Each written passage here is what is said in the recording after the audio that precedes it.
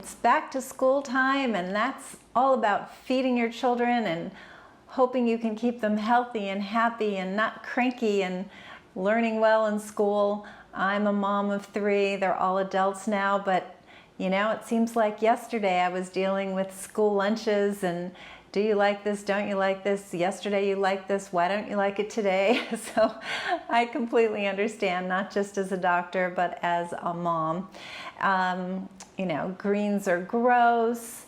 I don't like that. And your kid's a super picky eater. We've been doing this for more than 25 years, so we've heard it all. I just really wanted to talk about how important it is to try to feed your children well, because there's a few different camps, if you will. So it's like, well, I didn't eat vegetables as a kid and I grew up fine, or I was a picky eater and I grew out of it, or I don't want my kid to feel different. I want them to be able to go to parties and eat all the pizza and the ice cream and the cake and not be special, not be different.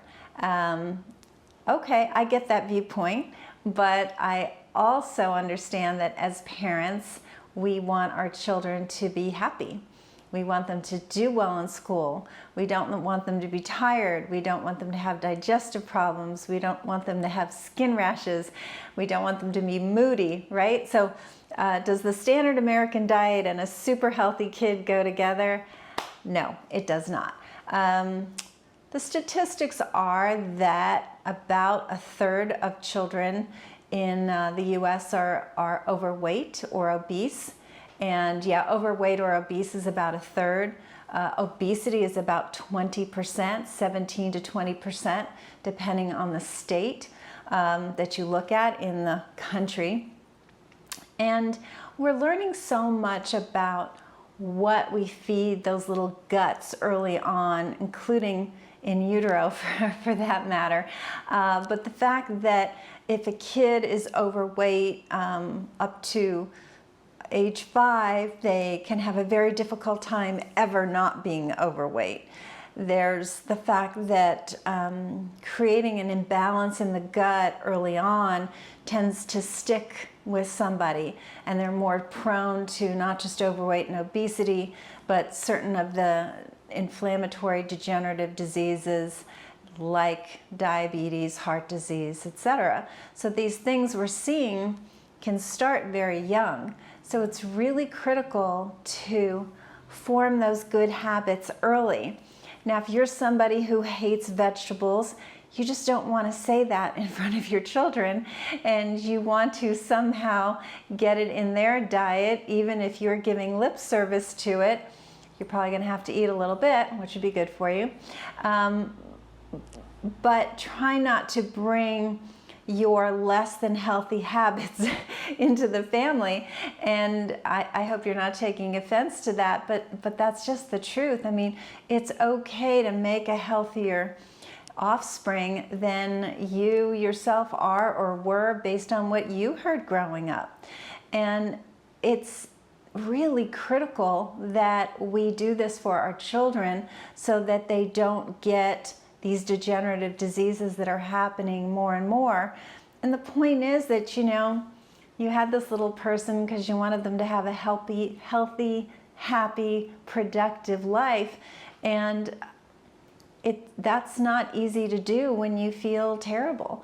I mean, as far as cognitive function, so how well the brain works, memory, concentration, definitely research shows that where children are deficient in their omega-3 fatty acids, so those are typically, you think of fish when you think of that, and it's like, oh, fish, my child wouldn't touch fish. So there's the common fish that are really high in the omega-3 fatty acids that are not super high in mercury, because you don't want to give a child or anyone heavy metals, you think of smash. So salmon, mackerel, anchovies, sardines, and herring.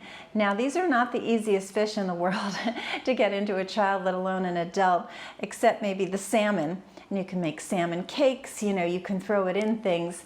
But getting some fish into your child is a really good idea for their brain development.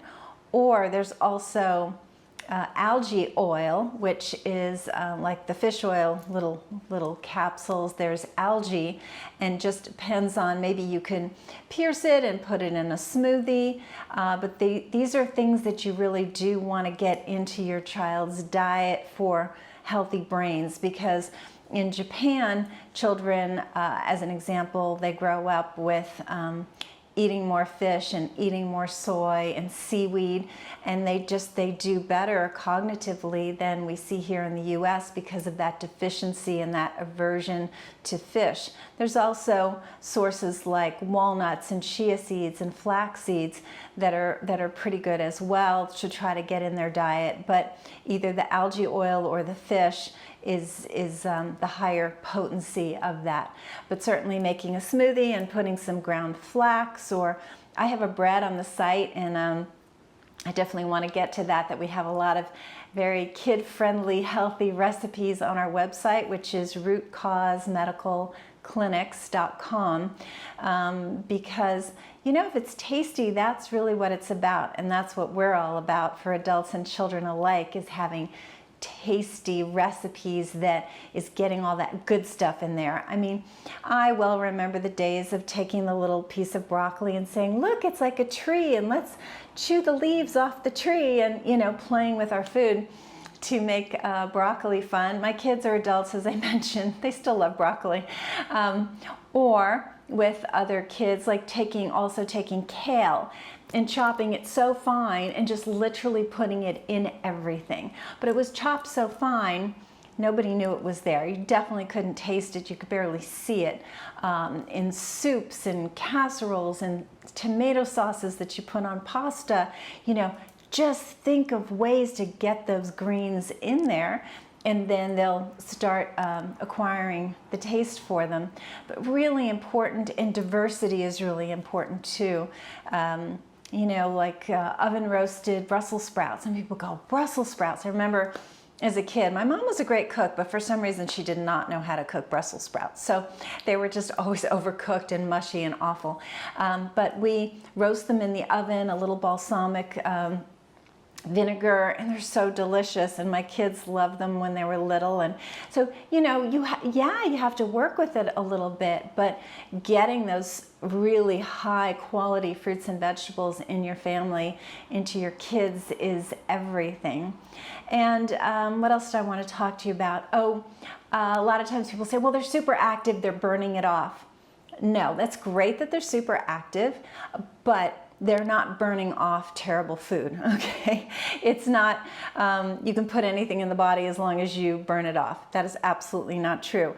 And we used to think that, but sugar coming in, bad food coming in, it's altering how the gut works. It's altering how the genes are expressing themselves. It's altering that healthy microbiome, the good bacteria in the gut, and there's more bad, and that offsetting stays with kids forever until they make a concerted effort to turn it around. But no, it's not, as long as the kid's active, it doesn't, you know, matter what they eat, or, oh, but my kid is skinny, so it doesn't matter. It does matter. So that's one fallacy I wanted to put to bed. What else did I want to tell you? I think those were the big things that I wanted to review. Sorry, I'm just looking at my notes a little bit. But I wanted to let you know that if you need help, and you need help with recipes, that's definitely what we do here at the clinic for all of our patients. So our registered dietitian will help tailor things to you, your family, and your child to optimize health, and that's what we're here for. So if you're having trouble with a picky eater, and that's another thing, sometimes kids are picky eaters because their gut just doesn't feel good, you know? And so we've had a lot of very picky eaters turn around and get a really good healthy appetite back by normalizing their gut function, and I'm actually about to go into another video on that, food sensitivities, et cetera, et cetera. But yeah, sometimes picky eaters are just coming from the fact that they don't feel very comfortable in their gut, and so they're picky for that reason. So anyway, a lot of information, but if you need help, it's so worth it to do it when they're children, because you're setting them up for a great, healthy future. And that's what we're here for at Root Cause. So give us a call for a consultation, 408-733-0400, or contact us via the website, rootcausemedicalclinics.com. I'll see you soon.